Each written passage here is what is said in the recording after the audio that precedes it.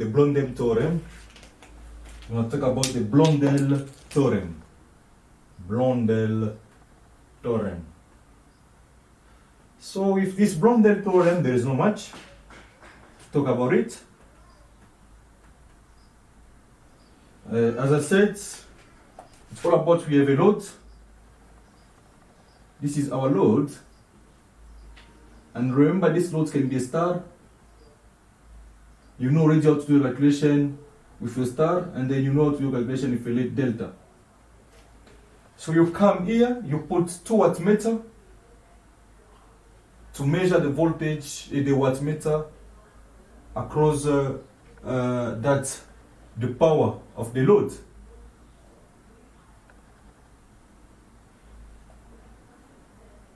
Of that given load.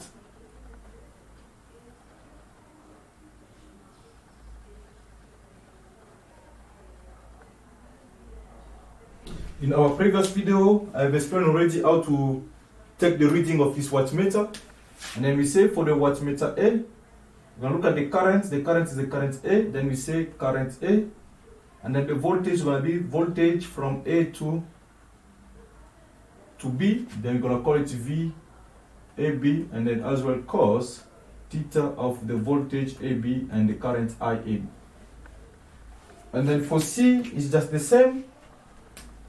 The reading of the wattmeter C, you can see that we have the current C that is flowing, then we say current C times the voltage from C to B. Then it's going to be the voltage CB times cos of the angle between the voltage CB and the current IC. Okay? So Blondel theorem tells us this. The total power of this load can be eta, a delta, it can be a star. The total power of this power is going to be given by the reading of the 2 wattmeter. So which means if I take the power that was read in the line C and the one that was read in line A, the addition of the 2 will give me the total power of the given load. So we are going to prove that this will be equal, this power of the 2 wattmeter must be equal to PA plus PB plus PC when your load is a star load. So when you calculate this and this, the 2 must be equal. Therefore, Blondel, we need to prove that W must be equal to the total power when you calculate it like this and when you calculate it like this. For the total power, we have already explained it under our previous video, how to calculate the total power of a star load. And then for the Blondel, I have explained already in the previous video how to calculate the reading of the wattmeter. But the addition of the 2 power of the 2 reading of the wattmeter must give us the total power. So we are going to prove that the 2 will be equal. Okay? But remember, if now we have a delta load, here we have a delta load. As I explained it in the previous chapter, we are going to have a power PAB, PBC and PCA. And again, we are going to prove that the 2 power must be equal. So that's all you need to know about your Blondel theorem. Okay? It's just that we need to prove that when I read the voltage, the wattmeter A plus wattmeter C will give me the total power. And to prove that, I must calculate the power of P, the total power of a delta load. This is how I calculate it, PAB plus PBC plus PCA. If the 2 are equal, then I can say that I've proved my Blondel theorem. That's it. Okay? So these 2 videos, they are just an introduction to our chapter 2. So this is all about this. And as well, we're going to talk about the power factor. Let's talk about the power factor. And then after the 2 introduction video, then I will start with problem solving of chapter 2. And then you're just going to see that it's just going to be straightforward. So it's all about the power factor.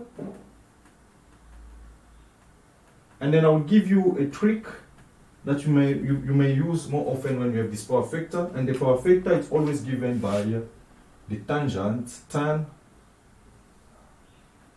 which is equal to root 3 of W, let's say WA minus WB over the addition of the 2 power. So listen what I'm going to explain you here.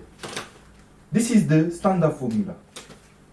So this formula will change according to where the 2 wattmeter was placed.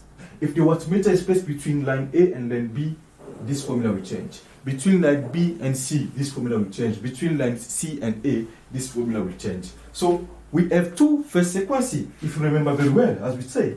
So I will do this. For the positive phase sequence, I will put it this side. So we know that positive phase sequence is all about what? A, B, BC, and CA. This is the 3 line and phase line voltage that we have. And then for the negative phase sequence, we still the same. A, B, BC, and CA. As I said, this is just a standard formula. From this standard formula, we can derive. So if you're in the problem when they say the 2 wattmeter was placed between A and B, for the positive phase sequence, if we are in the positive phase sequence, they say the 2 wattmeter was placed in line A and B. The lower part never change. The 2, they're always going to add each other. This will never change. But up, one is going to subtract another one. Okay? So how do we find out which is going to subtract another one? In the positive phase sequence, it's going to be A minus B. So I will come here, A minus B. But for the negative phase sequence, it's going to be B minus A. Can you see? So for the negative phase sequence, when they say the 2 wattmeter was connected in line A and B, I will come here is going to be, for the negative phase sequence, B minus A. The reading of the wattmeter B minus A. But for the positive phase sequence, it's going to be what? A minus B.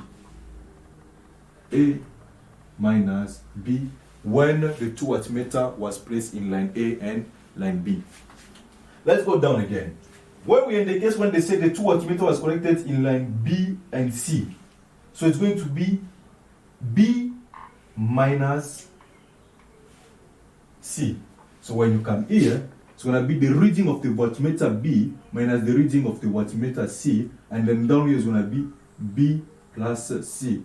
Down you always add. Positive phase sequence. But if they say now the 2 wattmeter was placed in line C and A, now you come here, it's going to be C minus A. Then you come here, it's going to be C minus A, but below here, the 2 readings, they are going to add each other. For the negative phase sequence now, we have explained already for AB. But when they say it's between line B and C, it's going to be C minus B. Then you come here, it's going to be C minus B, and then C plus B. Between line C and A, so it's like you have line A, you have line B, you have line C. That the 2 wattmeter was placed where? Was placed in C, and then it was placed in A. When the 2 wattmeter was placed in the 2, what's going to happen is going to be A minus C. Then come here, A minus C, and then A plus C. So this is how you play around with this formula. This formula is a standard formula. The lower part you always add, but up you need to subtract or to add. For the positive phase sequence, you always want to take A minus B minus C, C minus A, and then for the negative phase sequence, it's the reverse, B minus A, C minus B, and then A minus C. So you need to identify which sequence is it.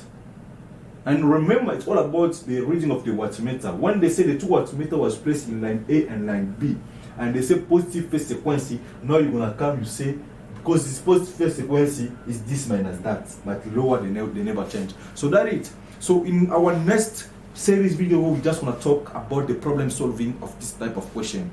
But this is everything that you need to have in mind when it comes to chapter 2.